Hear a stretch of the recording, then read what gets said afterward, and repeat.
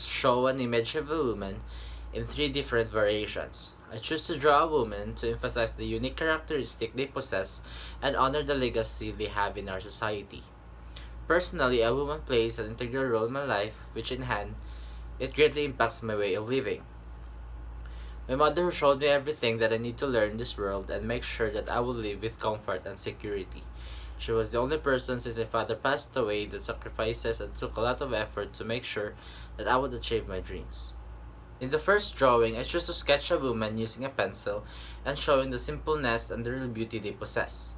The image shows an actual or real representation of a beautiful and independent woman, with no color or shades added, accessories, jewelries, and makeup on the face.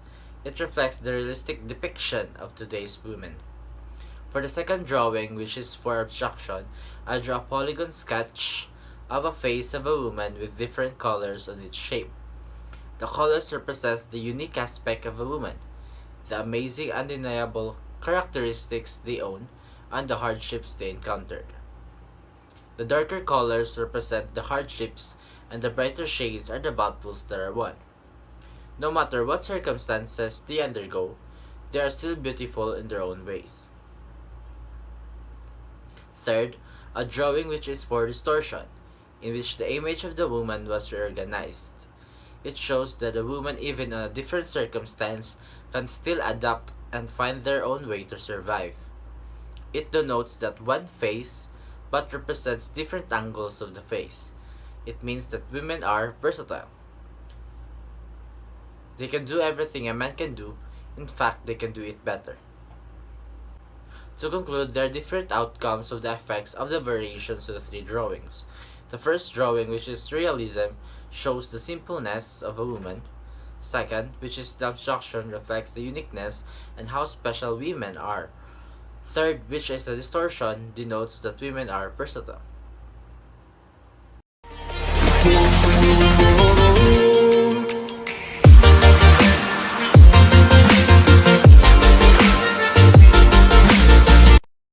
What is the difference between a subject and a content? But before we proceed to the comparison, let's first dive to the deeper meaning or definition of the subject and the content. So, let's start. Subject, per definition, is the visual focus or the image that may be extracted from examining the artwork, or it is called the what. Now, what are the types of subject? We have first, representational art. These types of subjects refer to objects or events occurring in the real world. It is also termed as figurative art because the figures depicted are easy to make out and decipher. A great example that is given also by Mrs. Daclan is the ever-famous painting of Mona Lisa by Leonardo da Vinci in 1503. Despite not knowing who Mona Lisa is, it is clear that the painting is of a woman that is realistically proportioned. Next, we have non-representational art. These are art forms that do not make a reference to the real world, whether it is the person, place, things, or even a particular event. It is stripped down to the visual elements such as shapes, lines, and colors that are employed to translate a particular feeling, emotion, and even a concept. For example, of this type that was also given by Mrs. Daclan is the abstract painting of Jackson Hollow, which is named number 1A in year 1948. Aside from types, we have also the kinds of subjects to enumerate. These are history, life, animal figures, nature, myth, landscape, seascape, cityscape, mythology, dreams, and even fantasy.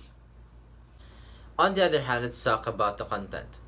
By definition, content is the meaning or message that is expressed or communicated by the artist or the artwork. It is also known as the why. In understanding the content of art, it is important to note the various levels of meaning.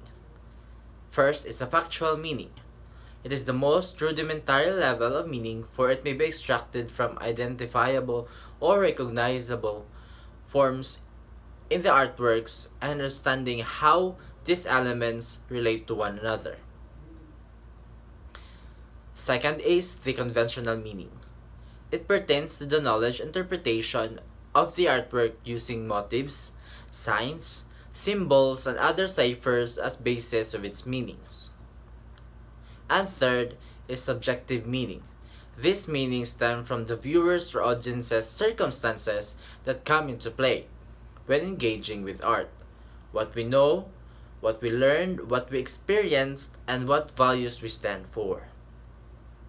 To generalize, the subject is the main focus objective in the work of art, whereas the content is the overall meaning of the piece. The subject refers to the main character, object, or anything else that is presented as the main focus in the work of art.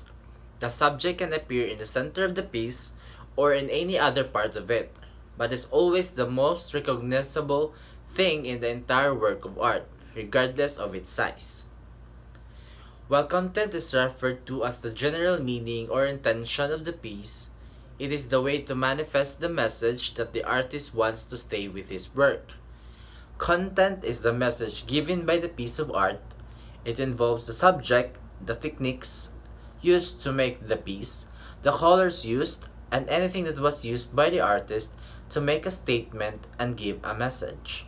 For example, on a subjective perspective, a painting of a dog running on the beach. The dog would be the subject because it is the most recognizable component in the painting.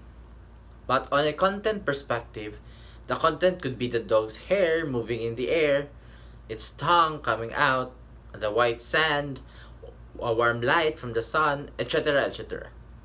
It allows to give the message that the dog feels free and happy running outside. To conclude, this is the table for basis of comparison for subjective and content. First is a definition. In definition for subject is the main object in an artwork, right? And the content is the meaning of the work of art. And in determination, in subject it is very recognizable. And in the content, it must be analyzed. Third is in the work of art. In subject is one of the parts of a work of art.